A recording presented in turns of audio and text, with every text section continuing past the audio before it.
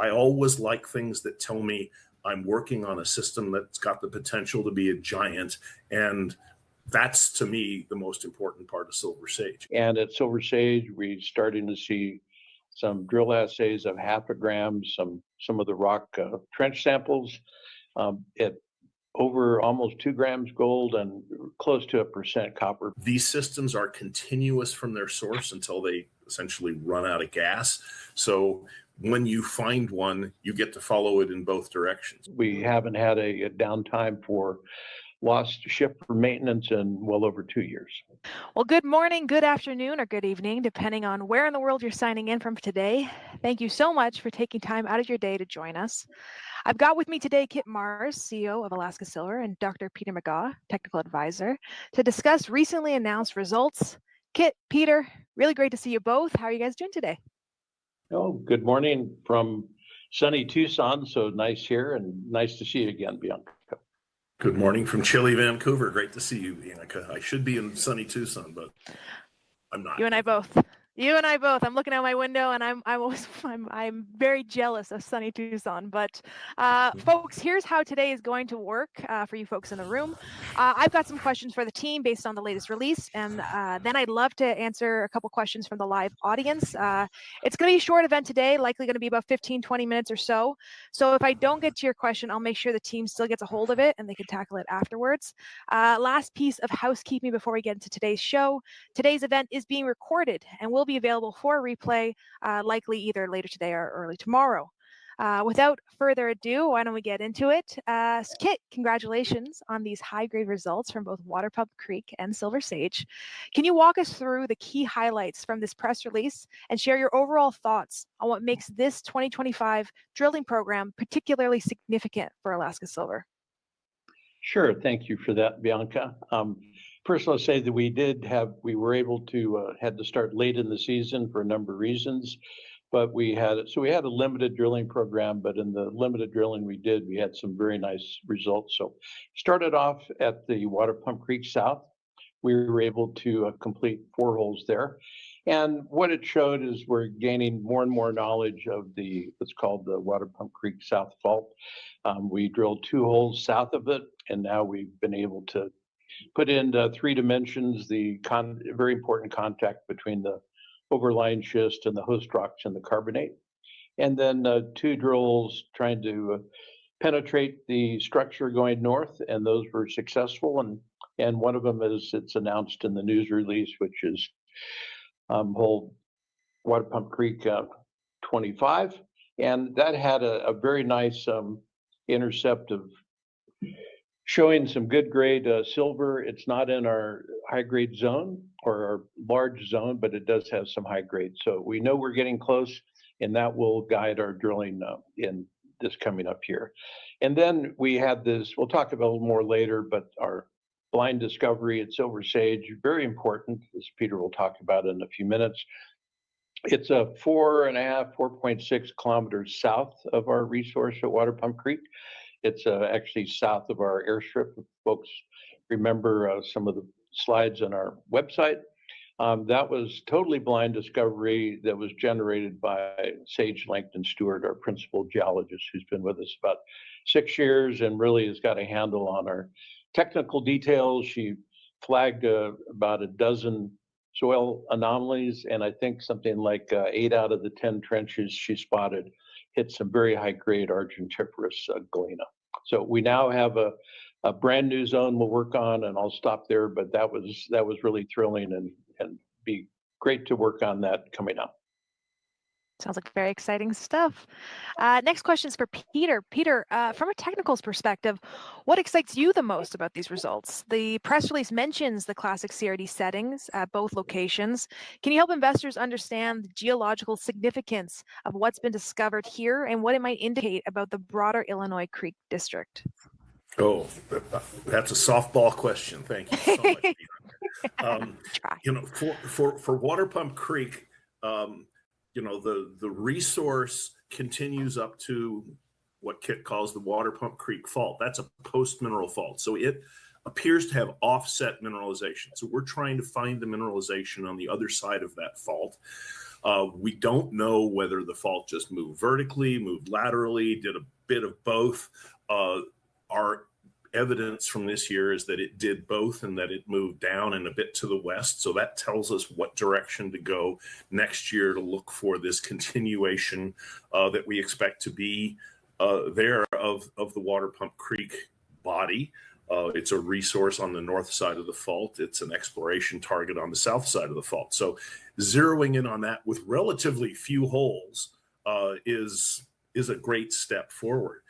The part that really gets me excited, though, because I like new upside things, and that's Silver Sage for a combination of reasons. One, what we see at Silver Sage, high-grade silver, high-grade lead, lots of evidence that the zinc that was there got flushed out in the process of oxidation. So probably classic Waterpump Creek, Illinois Creek style replacement mineralization, but deeply oxidized. I mean, that's what happens when you find it in the surface. And that's important because this gives us a whole new thing to work for. And it's in exactly the right place. It's in the carbonate rocks right below an impermeable seal. So the fluids came up, they ponded against that seal and moved laterally. We don't know how far. We've only had a few short drill holes go into it to try to nail it down, but it's in several of those holes that appear to be defining a corridor. So it gives us something to work with. That's exciting in and of itself. But to me, what's most exciting is what this is telling us about the district as a whole, that these districts typically have an intrusive center, which we can think of like the hub of a wheel. And then there's a series of spokes that come off of it. Silver Sage is based on where it is and different metals that are there compared to Waterpump Creek and Warm Springs and some of the other places we've identified, appears to be a different spoke. And just as there are no one-armed octopuses, there are very few one-armed CRDs out there. So the fact that we've now found what looks like another arm tells you, okay, we found one more. How many more are there? And the fact that Sage was able to find this based on follow-up of effectively blind geochemical results from surveys done decades ago, to me, opens up the potential of this district. I mean, I always like things that tell me I'm working on a system that's got the potential to be a giant. And that's, to me, the most important part of Silver Sage. And the fact that it's got great numbers makes it even better. But thanks, Peter. You know, when you talk about that, I can visualize the fluids moving along and sneaking through the carbonates and hitting the schist. So thanks for the visual prompts there. I did love the visual prompts too. And another point to make is that we're seeing metals leaking up into the schist. So that's telling us that the fluids came up and ponded and there was enough of them that they could infiltrate upwards in through cracks into that impermeable rock. So that's telling us that the fluid movement was pretty potent. So it makes me even more excited about Silver Sage itself. Yeah, and I think I'd like to ask Peter to expand a little bit. He's really besides a great economic geologist, a geochemist and mineralogist at heart. And one of the things we see in the assay results at Silver Sage is, for the first time in this part of the system, we're starting to see appreciable gold numbers, some copper numbers, and a number of other trace elements that Peter follows to give us vectors towards mineralization. Just want to point out that our high-grade resource at Waterpump Creek has basically almost no gold in it, and almost just very low reported copper.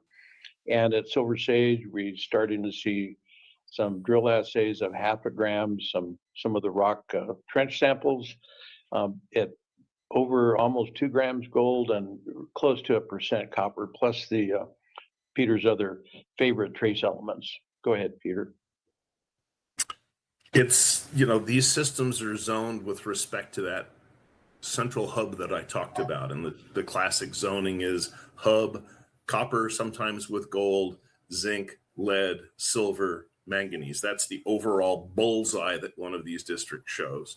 So when you start to see copper, when you start to see gold, it's telling you you're moving in the direction of the bullseye, but least towards a fluid corridor that taps into that bullseye. So this is different from what we've seen before. These systems are continuous from their source until they essentially run out of gas.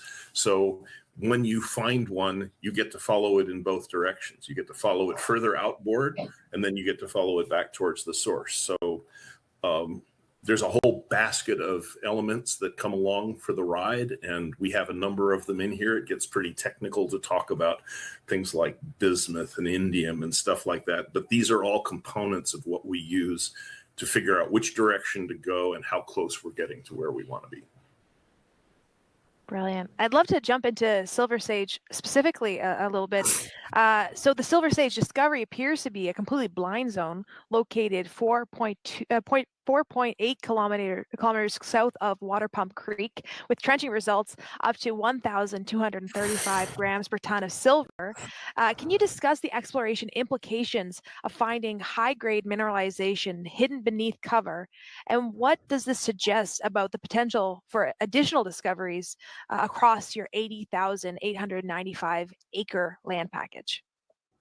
Well, I'm not sure I can rattle off that number of acres as fluently as you did. Thankfully, I got it written down. But if you've ever seen a picture of Illinois Creek, the first thing that you notice about this place is it is completely covered with vegetation. There's very, very sparse outcrops. So we don't have, everything we do out there effectively is blind. And historically, everything that's been done out there was blind exploration. So you have to do various kinds of studies to see if you can see through that cover. And seeing through that cover resulted in the Illinois Creek gold mine. It resulted in the discovery of Waterpump Creek. It's now just resulted in the discovery of Silver Sage and a number of other areas of mineralization known around the district. So the more of these you get, the more it tells you there's more to look for. So it's just telling us it's a big system. It's large. We have a lot to work with. Kit will probably tell you that I flog this horse mercilessly, but boots on the ground geology is what resulted in the discovery of Silver Sage, and systematic boots on the ground throughout this district, I think, is highly warranted. And the beauty of it is it's very inexpensive. Yeah, we are going to continue and expand on that, Bianca, this coming season. As we mentioned in the news release, we had a very successful financing October 3rd, I believe it was, and raised about 13.8 million US. And so for the first time in many years, we've been planning already for the last couple months. We'll have a drill season that will be approximately 6,000 meters. We're still working out the details. We have our company-owned drills on site, so we'll have one dedicated to expand that Waterpump Creek South area that we touched on in 2025. And with Silver Sage discovery, I'd like to have the second drill rig focused on that. We're going to have to do more trenching, figure out the structure, really understand the stratigraphy a little bit better, but we will have one drill rig full-time there and really hope to track down the heart of the mineralization and move it along. And another thing that's exciting about Silver Sage is that we've been hitting a number of assays of gallium. We announced gallium at the detection and the fact that it is at Waterpump Creek, and we've done some work on that. And Silver Sage looks to be more than just a continuation of that. It seems to be more dominant or more predominant at Silver Sage, a lot more assays. We don't understand the details of that. It'll take some work on three-dimensional geochemistry, and we'll do that, but that's going to be a fun coming up. I believe it. Switching gears for a second here, would love to jump into Waterpump. So at Waterpump Creek, you're working to locate the southern extension of the 75 million ounce silver equivalent resource across a post-mineral fault. Based on the 2025 results and your improved understanding of the fault architecture, can you outline the drilling strategy for 2026 and your confidence level in successfully locating this offset mineralization? Yeah, I think we're still working on the three-dimensional modeling. That's what we do in the winter. If viewers will take a look at the news release. There's one figure there, figure 2, I think it was, that shows the location of the drilling. And that really gives somebody a visual clue of where we're going to go. We'll move a little bit to the west.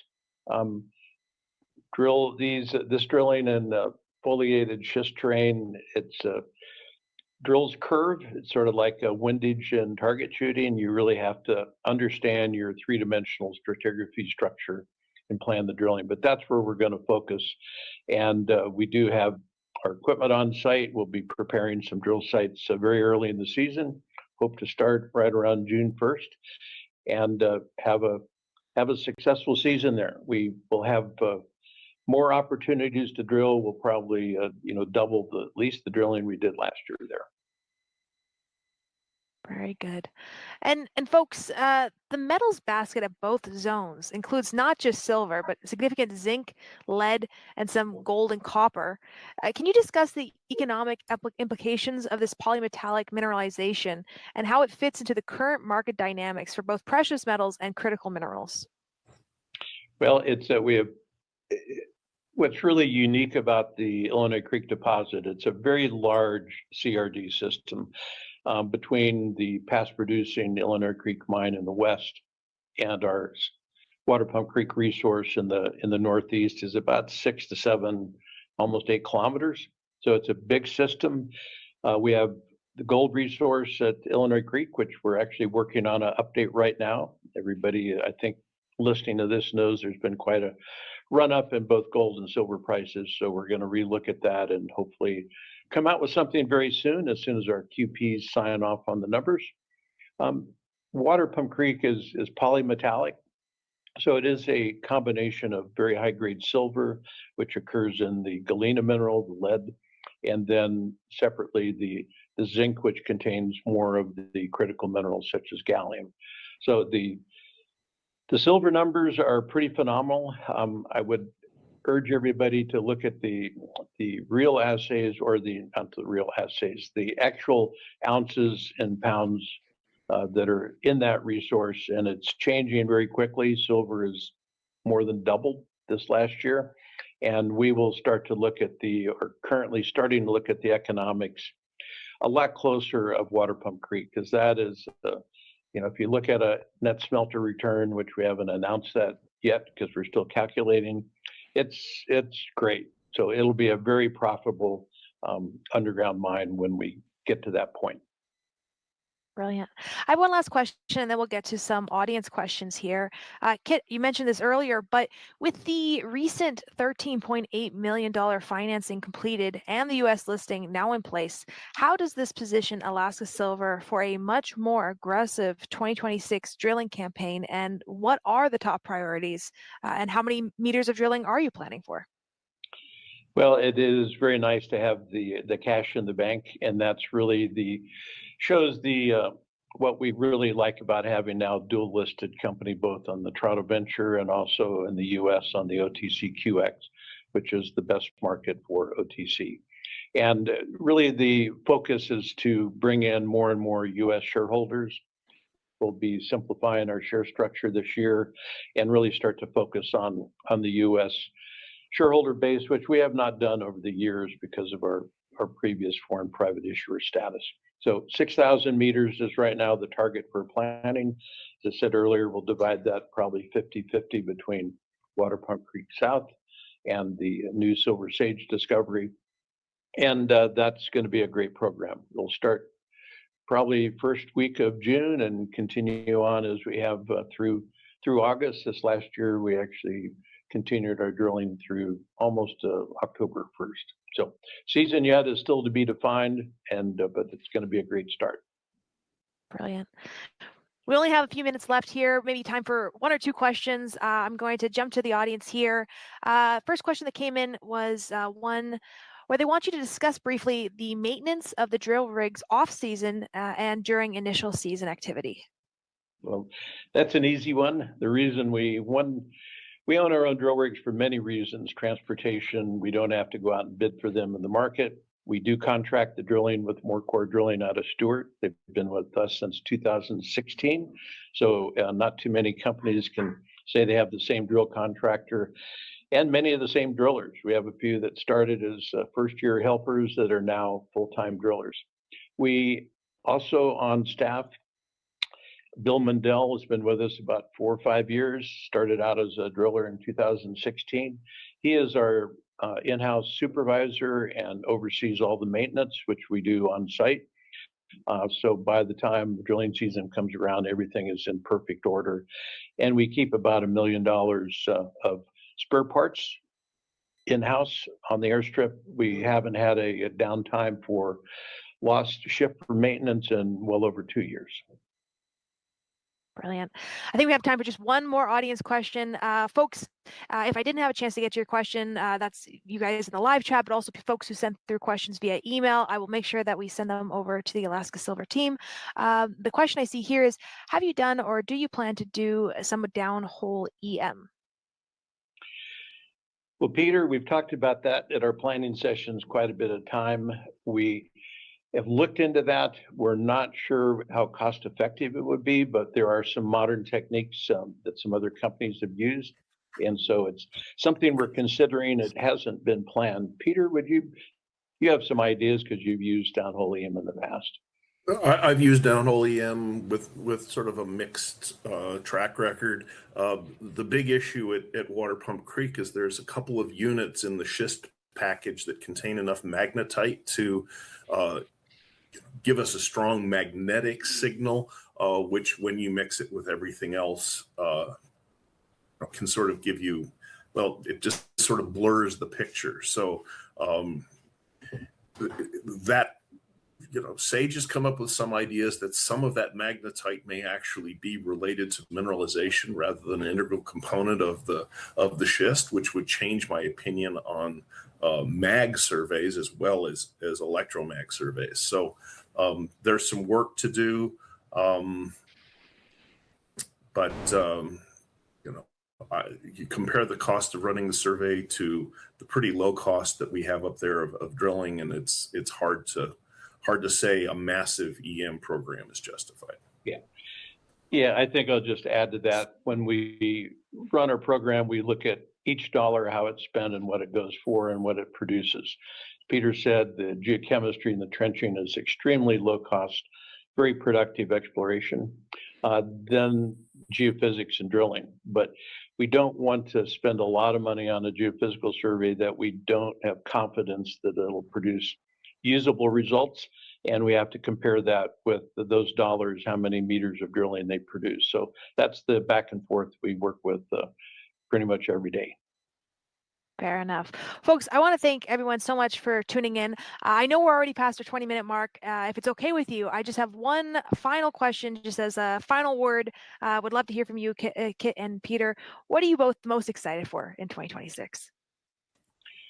Oh, for me, it's having the funds in hand, the treasury full, so we can spend our time on planning, drilling. There's a lot of work to do, and in past years, we've been distracted, I guess is the proper word, and with financing in the spring or last year with our U.S. listing that extended about 9 months, about twice as long as I planned or more than that.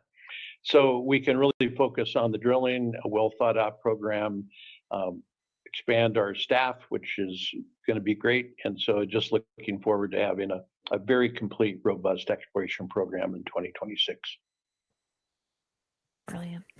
And I'll jump in and say, I love CRDs. I love the potential of chasing both of these bodies. They both look like they have the potential to get a whole lot bigger and go a whole lot farther and have a whole bunch more relatives that we have yet to find out there. So it's a big system. It's unfolding, and that's really exciting. Sounds very exciting. Kit, Peter, what a pleasure to have you both. Oh, so go ahead, Kit. Over to you. We've never seen a octopus with only one arm. I like that one. I love that line. That's we got to put that on a hat or something. I like that. That's handy. Guys, really do appreciate it. Thank you so much. To all the investors in the audience here, if you have any questions, if we didn't have a chance to get to your questions, feel free to send them along. We'll pass them to the Alaska Silver team. But with that, hope you all have a wonderful rest of the day. And thank you guys again for signing in.